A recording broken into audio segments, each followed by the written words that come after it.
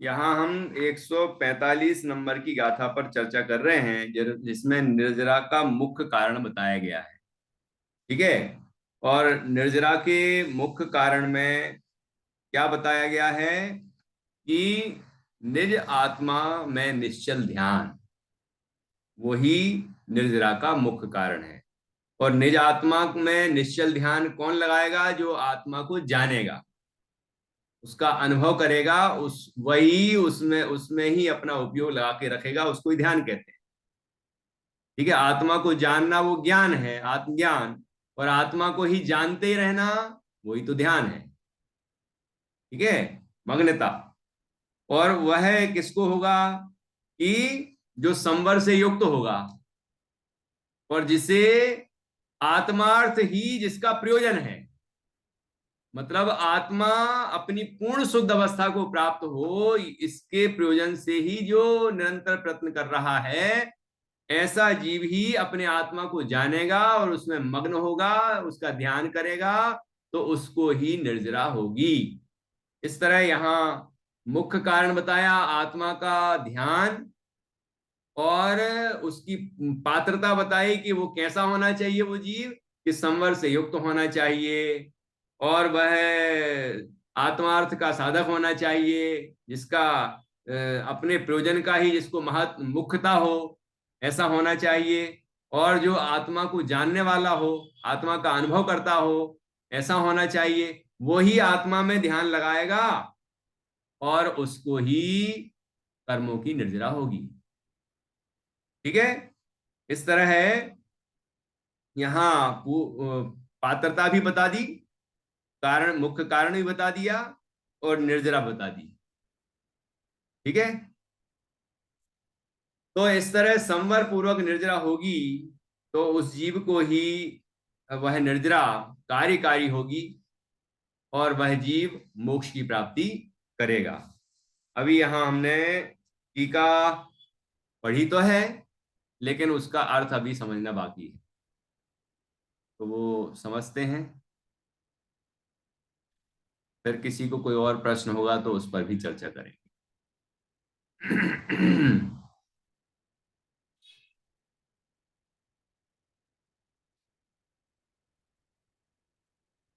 हम्म।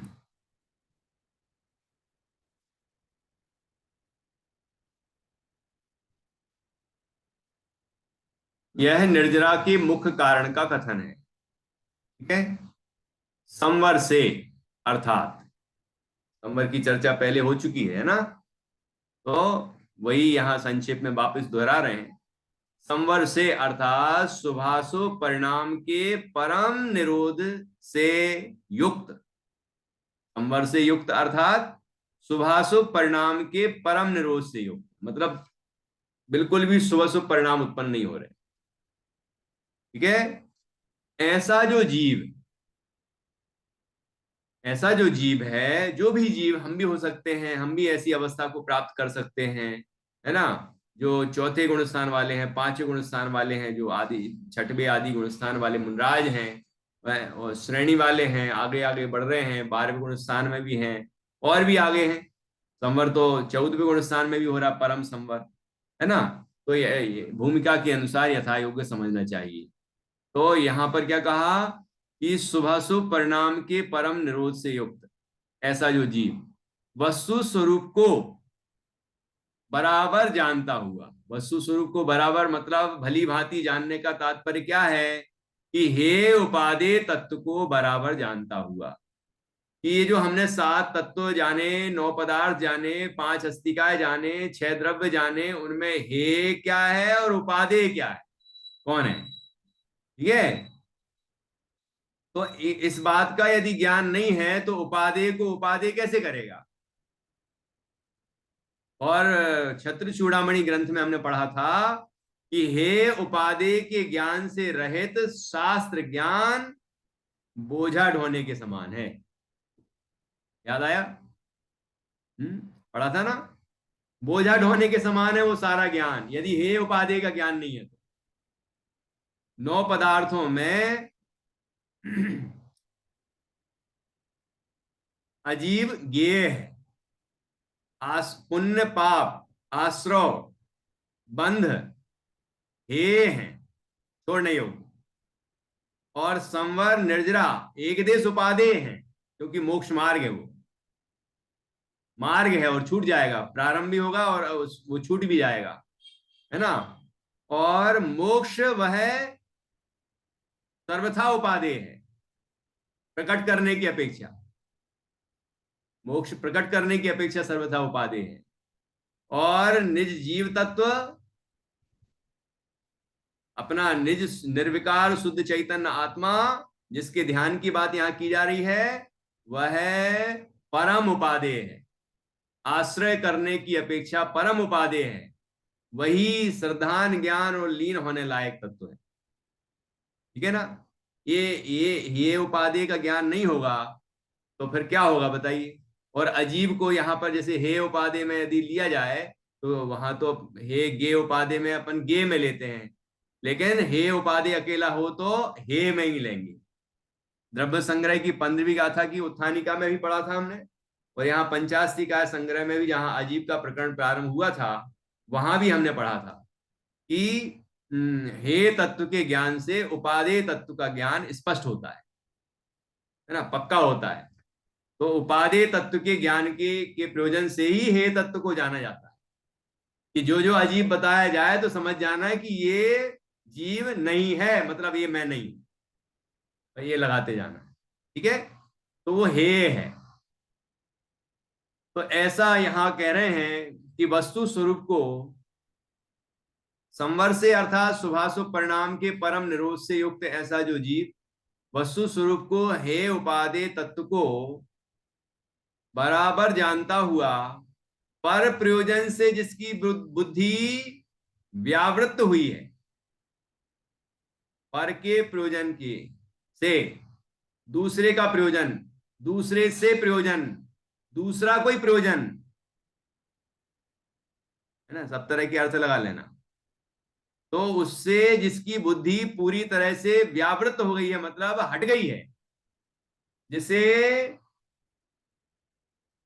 पर का कोई प्रयोजन नहीं, पर से कोई प्रयोजन नहीं, ठीक है ना, पर संबंधी कोई प्रयोजन नहीं, पर से जिसका कोई संबंध नहीं, है ना, ऐसा जो जीव है वो ही अपना कल्याण कर पाएगा। जिसे अभी कहीं भी किसी भी कोने में ये बैठा है मन में कि अभी हमें इनका ये करना है, इनका ये करना है, या इनसे ये लेना है, इनको ये देना है, पर से जिसका अभी तक कोई संबंध बना हुआ है और उससे प्रयोजन जिसको है, उसकी यहां बात नहीं। कि पर प्रयोजन से जिसकी बुद्धि व्यावृत्त हुई है और केवल स्व प्रयोजन साधने में जिसका मन उद्धत हुआ है, तो कितनी सुंदर बात है ये, केवल स्व प्रयोजन। अब ये दुनिया में ऐसा लगता है, दुनिया के लोग कहेंगे केवल अपना प्रयोजन, केवल अपने प्रयोजन पर ध्यान देना है। सारी दुनिया तो कह रही परहित करो, परहित करो, परहित करो, परहित सरस धर्म नहीं कोई, और आप कह रहे हो कि स्वाहित करो, स्वाहित करो, स्वाहित करो। देखो यहां जो स्वाहित है, स्वप्रयोजन है, यहां किसी को नुकसान नहीं पहुंचाया जा रहा है। जो दुनिया में अपने प्रयोजन से या स्वार्थी पने से जो कार्य करते हैं वो अपना प्रयोजन साधते हैं और दूसरे का नुकसान करते हैं, वो लोक निंद है, वो स्वप्रयोजन, है ना। लेकिन यहां ऐसा स्वप्रयोजन नहीं है, ये स्वार्थ नहीं है इस तरह का, आत्मार्थ इस तरह का नहीं है कि किसी का नुकसान करके अपना हित साध रहे हैं। ये परमार्थ है, इसको कहते हैं परमार्थ, परम प्रयोजन है ये, परमार्थ का कहीं निषेध नहीं है। ठीक है ना, मतलब हम अपने भेद विज्ञान के बल से अपने आत्मा का अनुभव करके अपनी आत्म शुद्धि का कार्य कर रहे हैं और मोक्ष की प्राप्ति के लिए प्रयत्न कर रहे हैं, इससे तो कोई मना कर ही नहीं सकता। यदि आप गृहस्थ हैं तो कहा जाएगा कि आपको पर का भी ध्यान रखना पड़ेगा, है ना, दूसरे का भी कल्याण करो, लेकिन मुख्यता तो अपने कल्याण की हो। और अपने कल्याण की मतलब ये वो बाह्य लौकिक वाली बात नहीं है यहाँ आत्म अनुभव की बात है, आत्म सुख की बात है ना, भेद विज्ञान और वैराग की बात है, अपने कल्याण की बात है, मोक्ष मार्ग में आगे बढ़ने की बात है। तो इस तरह का प्रयोजन साधन योग है। केवल स्व प्रयोजन साधने में जिसका मन उद्यत हुआ है, केवल, दूसरा कोई नहीं, ठीक है ना, उद्यत हुआ है।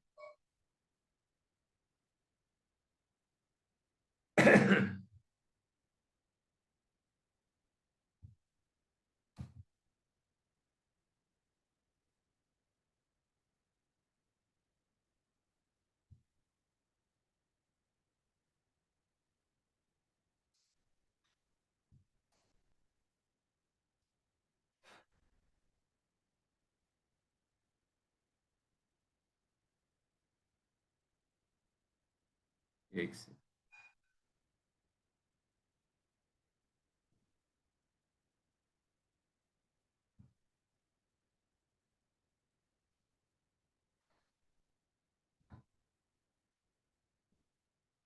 केवल स्व प्रयोजन साधने में जिसका मन उद्यत हुआ है, ऐसा वर्तता हुआ।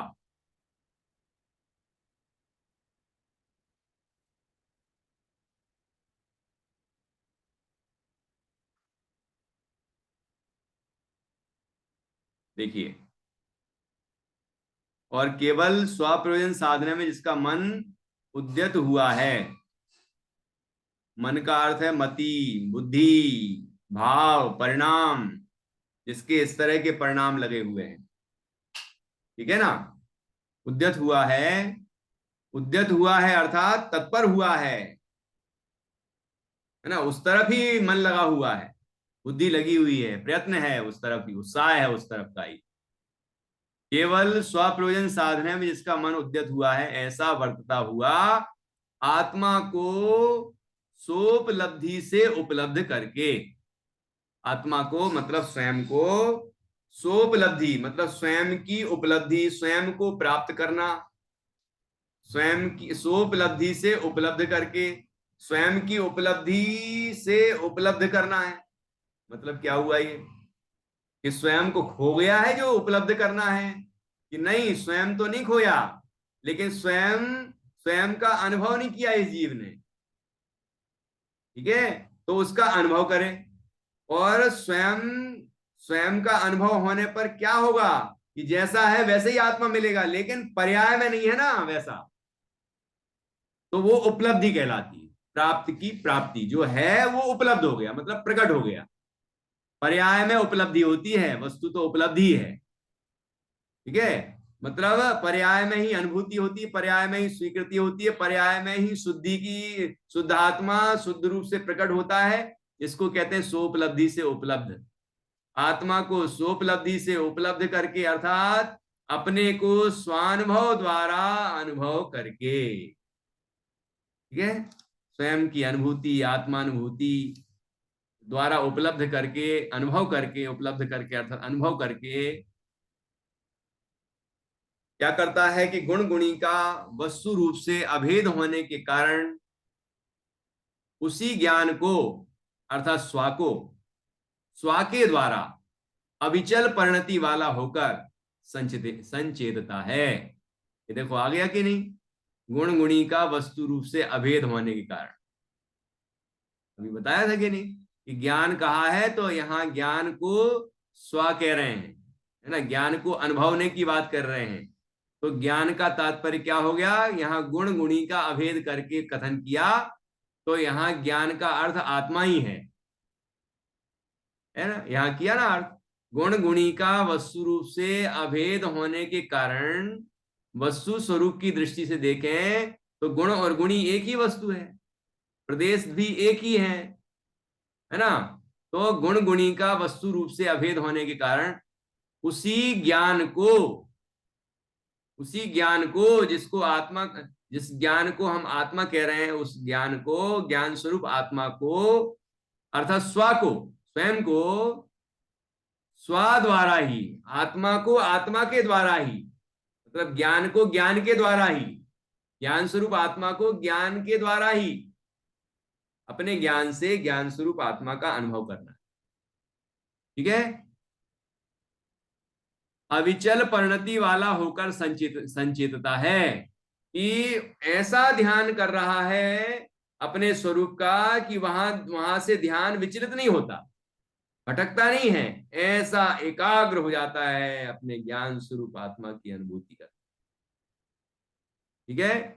अविचल परिणति वाला होकर संचेतता है, उसका अनुभव करता है, वह जीव वास्तव में अत्यंत निस्नेह वर्तता हुआ।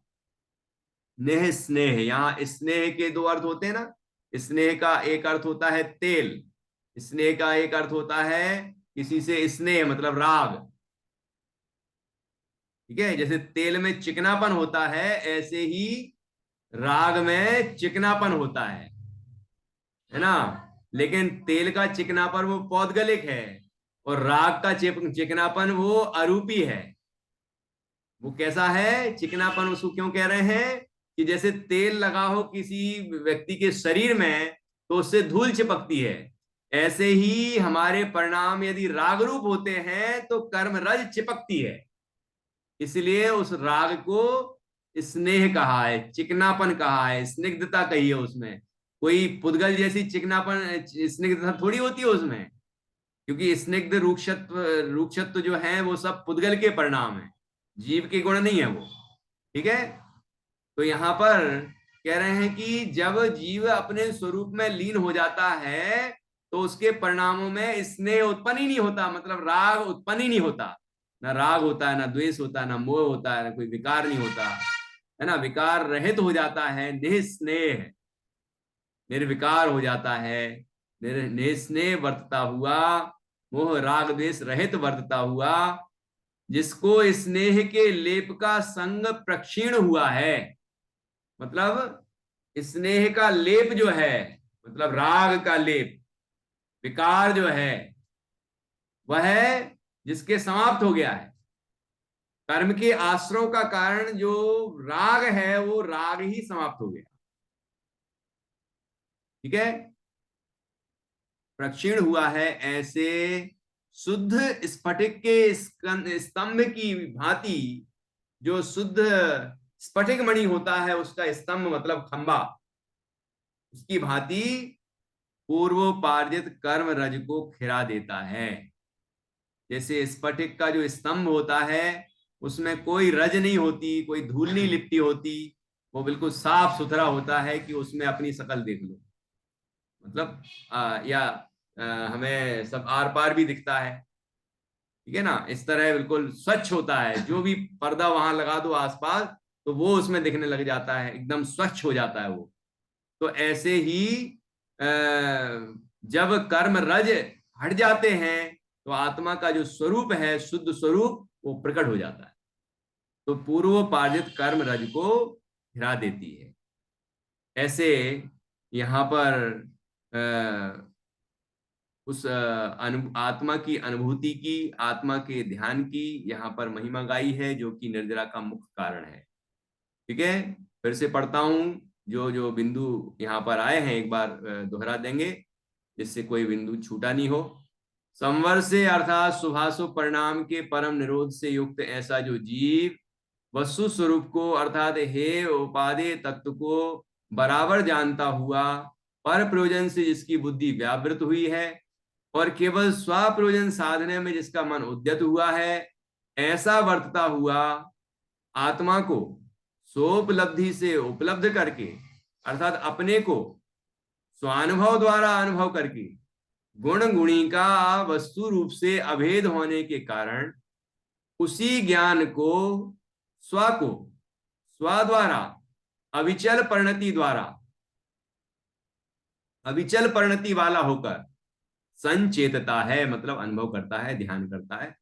वह जीव वास्तव में अत्यंत निस्नेह वर्तता हुआ, जिसको स्नेह के लेप का संग प्रक्षीण हुआ है, ऐसे शुद्ध स्फटिक के स्कंध की भांति पूर्वोपार्जित कर्म रज को खिरा देती है।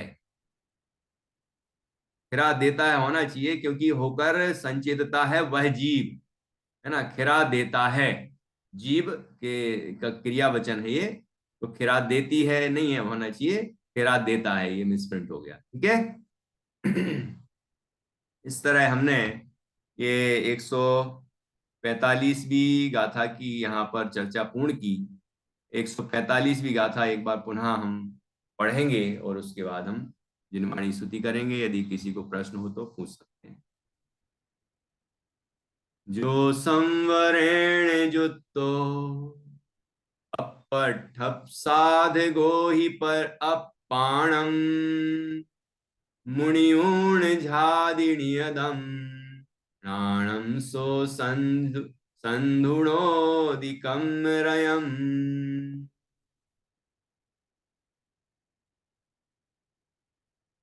इस प्रकार हमने यहाँ 145वीं गाथा की चर्चा पूर्ण की, जिसमें निर्जरा का मुख्य कारण बताया गया है। और अब इसके बाद जो गाथा आ रही है 146 नंबर की, इसमें लिखा है संस्कृत में ध्यान स्वरूपाभिधान में तत्, यह ध्यान के स्वरूप का कथन है। तो अब निर्जरा का जो मुख्य कारण है ध्यान, उसकी चर्चा यहाँ एक गाथा में की है संक्षेप में। मूल सारभूत वस्तु है, इसका हम विस्तार जैसे द्रव्य संग्रह में जान चुके हैं, तत्वार सूत्र में भी हमने पढ़ लिया है। ठीक है ना, तो वहां से विस्तार से पुनः दोहराया जा सकता है। यहाँ संक्षेप में चर्चा आएगी, उस पर हम कल चर्चा करें। किसी को कोई प्रश्न तो नहीं है इसी संबंध में? पूछिए। भैया जी, मुनिराज को अ, शुभ परिणाम शुभ परिणाम कैसे होते हैं? मतलब शुभ उनके लिए भी परिणाम कैसे, कैसे होते हैं? मुनराज या को क्या महाव्रत होते के हैं? परिणाम होते हैं, है ना। 28 मूल गुणों के परिणाम होते हैं, और उसमें जो 28 मूल गुण हैं उसमें सब तरह के परिणाम है। शास्त्र स्वाध्याय भी है ना, भक्ति भी है भगवान की। ठीक है। उपदेश आदि भी देते हैं, स्वाध्याय खुद करते हैं, कराते हैं, है ना। क्योंकि साधु में, मुनिराज में आचार्य उपाध्याय साधु तीनों आ जाते हैं, तो यथा योग्य तीनों में जो विशेषताएं हैं वो भी हैं। तो ये भूमिकाएं शुभ परिणाम की हैं, लेकिन उनका प्रयोजन शुभ परिणाम नहीं है। उनका प्रयोजन शुद्धोपयोग है। वो प्रतिज्ञा ही शुद्धोपयोग रूप मुनि धर्म को अंगीकार करते हैं, है ना। बाहर का ये व्यवहार जो व्रत है मुनि व्रत है, लेकिन उनका प्रयोजन मुनि धर्म का है, और मुनि धर्म शुद्धोपयोग रूप होता है। तो शुद्धोपयोग की प्रतिज्ञा लेते हैं कि शुद्धोपयोग रूप को हमें साधना है। जब जब शुद्धोपयोग नहीं होता तो अशुभ से बचने के लिए उनको शुभ परिणाम आता है। यदि वो इन शुभ परिणामों में नहीं रहेंगे, है ना, मूल गुणों का पालन करने में नहीं लगेंगे, तो उनके परिणाम फिर अशुभ में जा सकते हैं, क्योंकि शुद्ध तो हुआ नहीं है। जिस समय शुद्ध नहीं हुआ और शुभ भी नहीं हो रहा है, तो फिर कहां जाएंगे? अशुभ में चला जाएगा उपयोग। तो अशुभ में ना जाए, इसके लिए वो शुभ परिणाम करते हैं, और निरंतर प्रयत्न करते हैं बार बार कि अपने स्वरूप में लीन हो जाएं। शुद्धोपयोग के लिए प्रयत्न करते रहते हैं। ठीक है।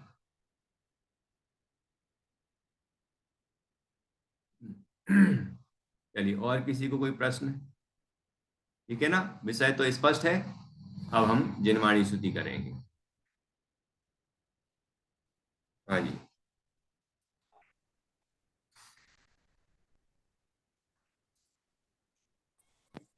निज निधि निज में बताए, यही अनंत उपकार है। उसके लिए वंदे न सत्यवान, देना सत्यवान।